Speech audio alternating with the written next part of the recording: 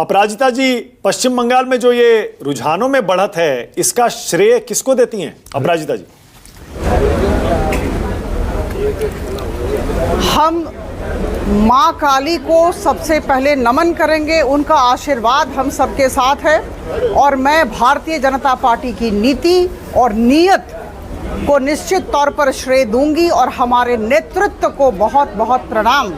आदरणीय प्रधानमंत्री जी और गृह मंत्री जी का जिस तरह का नेतृत्व हमें मिला, जैसा मार्गदर्शन मिला, और मुझे लगता है कि जो कार्यकर्ताओं ने ये जो विजन था, ये जो दूरदर्शिता थी, ये जो योजनाबद्ध तरीके से बढ़ने की जो हिदायत थी, उस पर ये सब कायम रहे। इसलिए मैं मोदी जी की जीत मानेंगे इसे अपराजिता जी? मोदी जी की या शुभेंदु अधिकारी की या नितिन नवीन जी की?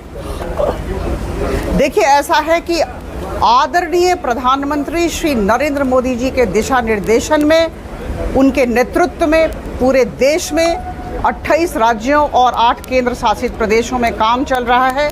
संगठन का काम हो या फिर प्रशासन का काम हो, शासन का काम हो, तो निश्चित तौर पर मैं आदरणीय प्रधानमंत्री जी के नेतृत्व को नमन करती हूं और उनके दिशा निर्देशन के लिए उन्हें बहुत धन्यवाद देती हूं।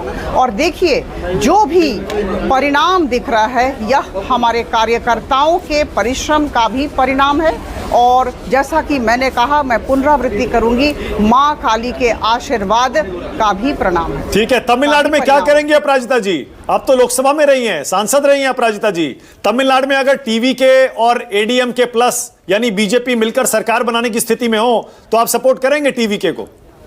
मैं जोड़ देता हूं अपराजिता जी, सुकेश बोल रहा हूं। मैं सिर्फ जोड़ दूं, इलेक्शन कमीशन का जो फिगर है उसके हिसाब से 234 में एआईडीएम के 18 पे आगे है, टीवी के 15 पे आगे है और डीएम के 8 पे आगे।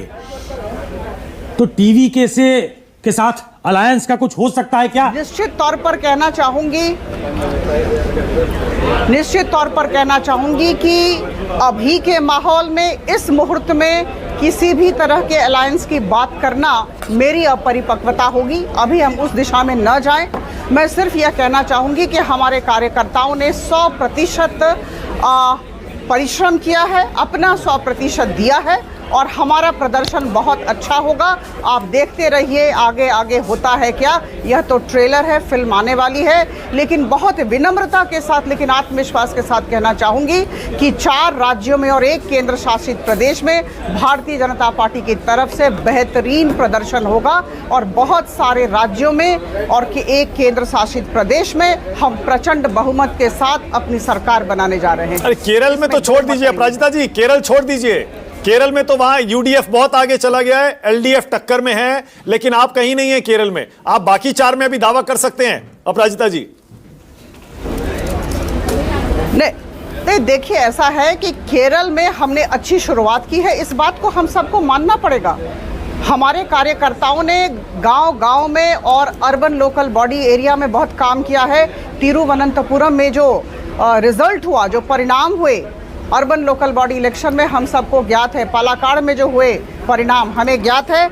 2014 में 15.64% था हमारा वोट शेयर, यह बढ़कर 2019 में 19.24% हुआ है और निश्चित तौर पर वोट शेयर बढ़ेगा और हमारा प्रदर्शन अच्छा होगा, सराहनीय होगा। ठीक है, कांग्रेस से संजीव आ गए। संजीव, आपके चेहरे से ही लग रहा है कि आप निराश हैं, दुखी हैं, बेचैन तो नहीं लग रहे हैं।